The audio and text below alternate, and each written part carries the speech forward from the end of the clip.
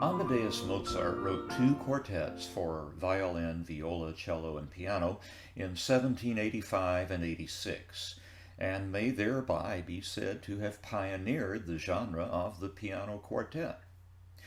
There were other examples of such quartets prior to that time, but they were modest works in which the piano plays a concertante role, with the strings providing little more than accompaniment. And in these Mozart quartets, the burden of thematic presentation and development is distributed far more equally. Moreover, the technical demands of this music far outstrip those presented by those earlier examples, which were primarily intended for music-loving amateurs. Despite its G minor opening movement, the quartet we're examining today might be considered a slightly less serious work than the E-flat major work for the same instruments that followed about 8 months later, and that I will take up next in this series. Unlike the great G minor symphony that followed about 3 years later, the present quartet's opening movement has nothing to do with tragedy, although its G minor main theme and much of its development do have a stern tone, and the return of its second theme in the tonic minor does suggest sadness. And while the G minor symphony's tonic minor key returns for its final two movements, it is only the opening movement of the present work that is set in that key. Movement 2 is in the relative major and the finale in the parallel major. Moreover, this quartet's meditative B-flat major second movement is in sonatina form, that is, sonata form without a development section, and that is not a formal approach that aims to leave a super serious impression on the listener. Here's why. In sonata form proper, the development section functions ideally as a working out of the differences between the contrasting themes set forth during the exposition. This is why the development will usually contain the most restless music of the movement, with motives drawn from the contrasting themes pitted against each other in a kind of musical combat. It is this struggle that prepares the way for the reconciliation of those contrasting themes during the recapitulation, when both are brought back in the tonic key. Without a development section to justify that change, the reappearance of the second theme in the tonic key during the recap can seem gratuitous, a mere formal convention instead of an earned resolution. These comments should not be construed as a criticism of this wonderful quartet. I offer them only as a guide to what this music is really about. Not a cry from a wounded heart, as the 40th Symphony might be understood to be, but something akin to the Marriage of Figaro, which was Mozart's primary occupation at the time. The kind of comedy in which some things are clearly amiss, but which all get put right in the end. In this recording, we'll hear the Beaux Arts Trio with violist Bruno Giuranna in a 1983 release by Philips Classics. Movement 1 is a G minor sonata form movement in which both large sections, the exposition, then the development plus recapitulation, are repeated. Mozart often followed this design in his symphonies, although that second repeat is usually omitted in performance. Thankfully, in this recording, it is observed. The opening of the movement sets a kind of framing tone for the whole. The stern unison G minor music that begins this essay will return at the very end to close it. Between those 2 points, the music unfolds in a deeply integrated way that might be described as organic. This impression is largely the result of the movement's near monothematicism. That is, the first theme's motives will furnish the primary material for the first part of the B-flat major second group. This is an approach often favored by Mozart's older contemporary Joseph Haydn, and in fact is not a regular feature of Mozart's music until after the two composers met in Vienna and became friends.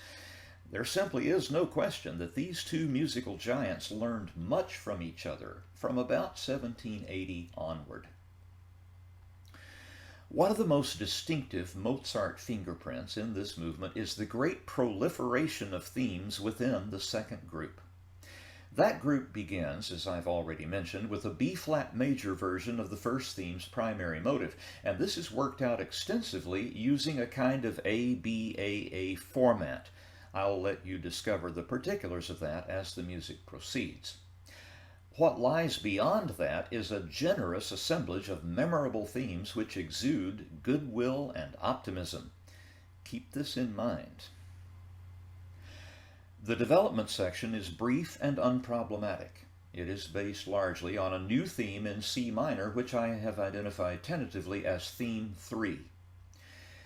When the motives from Theme 1 return during the D minor portion of that development, it will soon become apparent that the recap is at hand. The first theme is considerably reduced this time through, and the second group, shorn of its first member, returns in the tonic minor key. This is a true transformation, with the former goodwill and optimism now reduced to sadness. If you find this treatment impressive, go soon to Mozart's great G minor symphony, commonly identified as his 40th, and notice the same treatment in force in both the first and final movements. There, the result is something that borders on tragedy. I think I have nothing more to say at present, so let's enjoy this beautiful movement.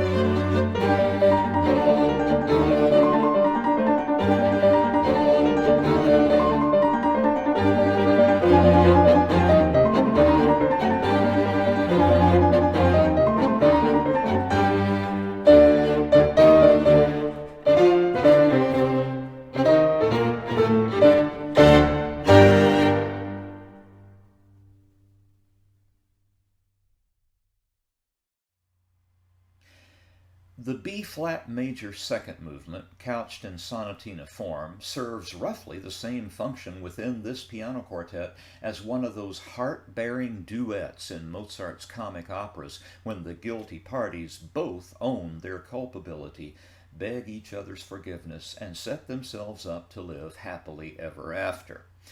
The music is mostly meditative in quality, and its calm is unruffled throughout.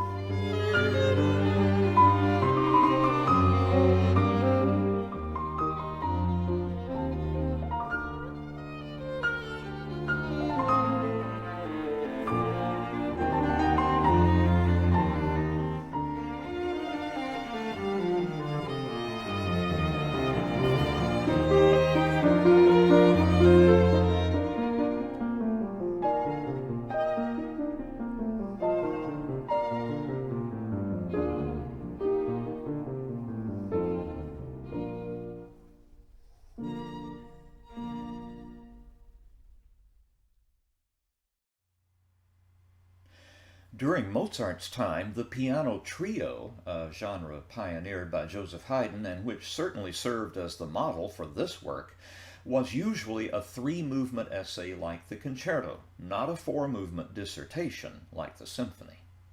That is what we have before us.